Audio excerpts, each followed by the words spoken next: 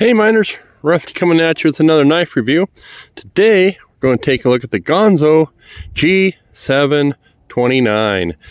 Now this one was heavily inspired by Spyderco Para 2, Paramilitary 2. Years ago you used to be able to get a round hole. Now they got this teardrop shaped hole. Infringement. Spyderco has copyright on the round hole. Looking at a 440C blade. See if I can get this thing to focus for you. I'll give you the model number. A G-lock, which is also borrowed from Benchmade. And this clip you'll actually find very similar to Ontario and Benchmade's, but they do not transfer. They don't, can't use them. I've tried. I can't see through the camera. Give me a second. Yeah, we got some milling. I'll try to show that off inside. Of course, the G-lock, and really nice action on this.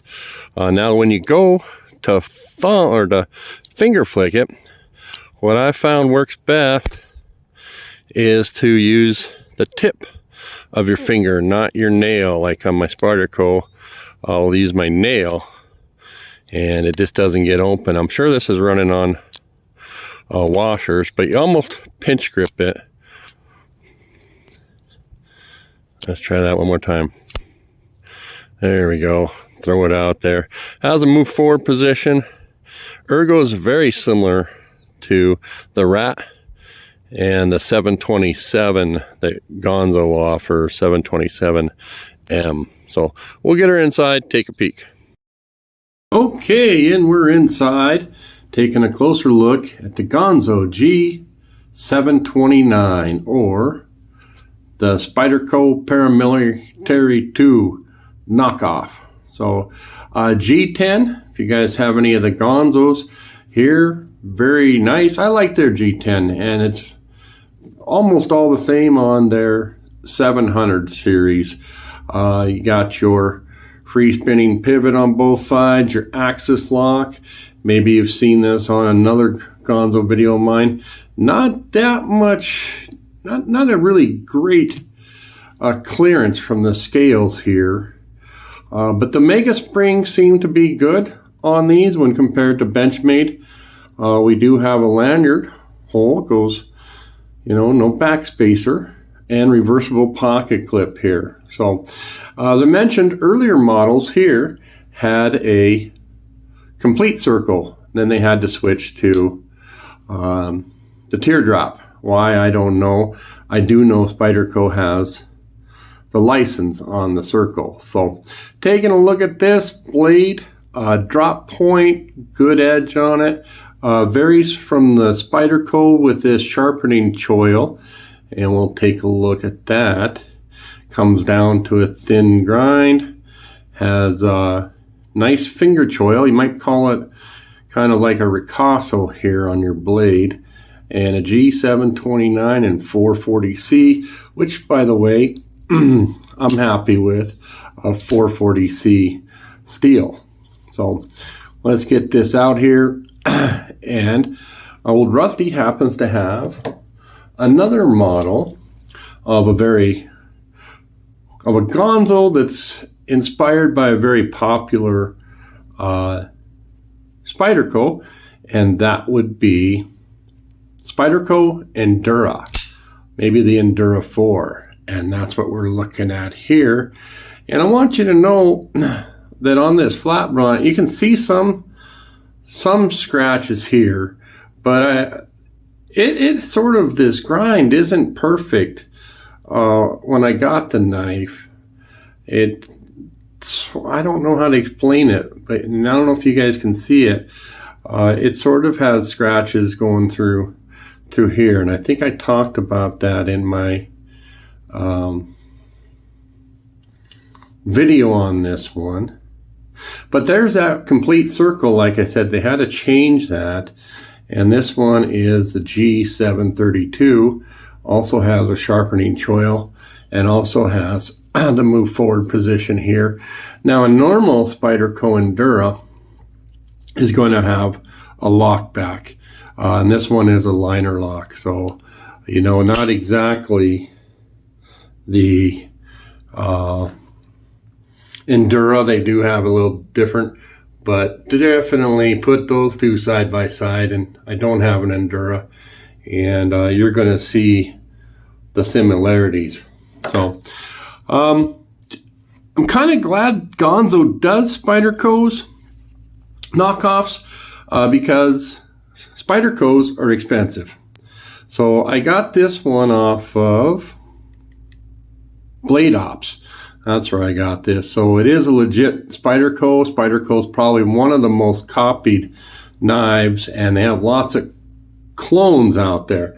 So you want to make sure, if you're going to spend the money, get an actual Spyderco. You want to go to a authorized dealer, and Blade Ops is an authorized dealer.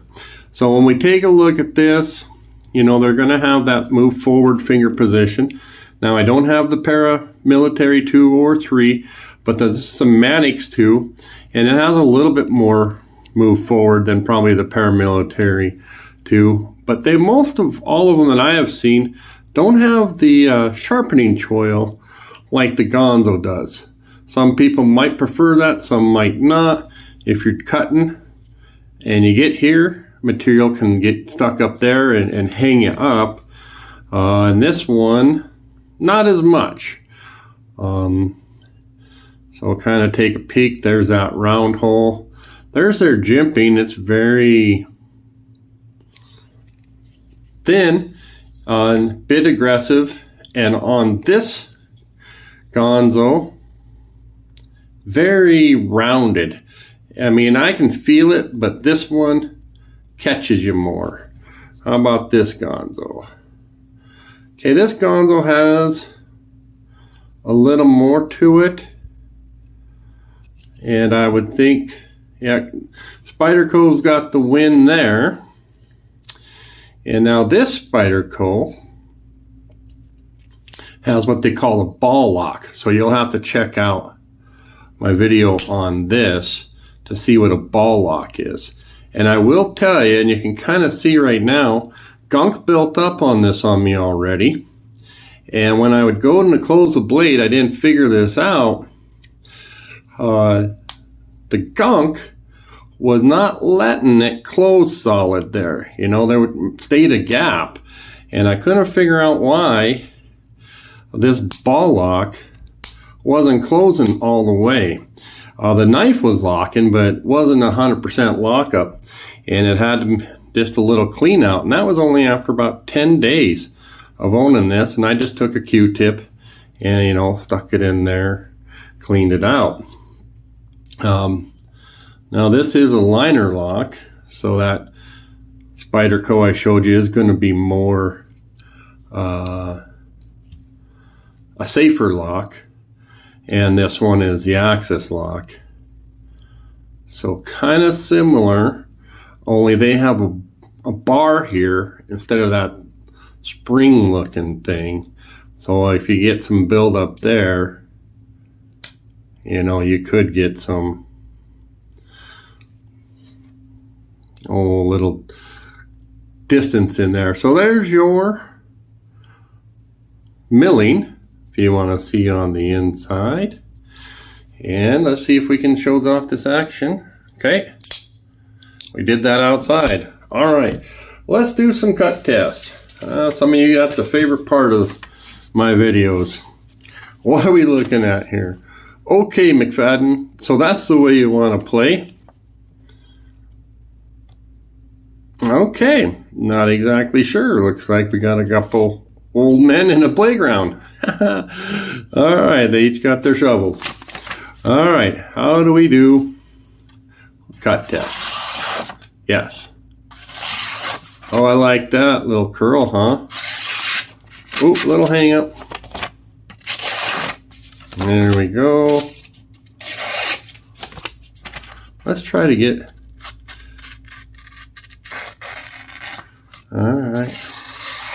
And Looks like it's sharp all the way through. Looks like the blade is capable of cutting paper all the way through the edge here, and satisfactorily sharp. So what happens with a foam peanut? Well, I'm confident, and it kind of let me down right here, but it makes up for it right there. So yep, that's good enough. And let's see, this one I have touched up myself, and we will see. Yeah. So if you guys cut foam peanuts, you know, let me get another one out. I like to cut foam peanuts, I guess. There you go. So 440C, very capable of taking an edge. And easy to do so. So I'll probably get this one, put my own edge. This is factory edge. It's a nice looking factory edge. And yeah, it's sharp. So that's about all I got on this. Thanks for tuning in, guys. Bye.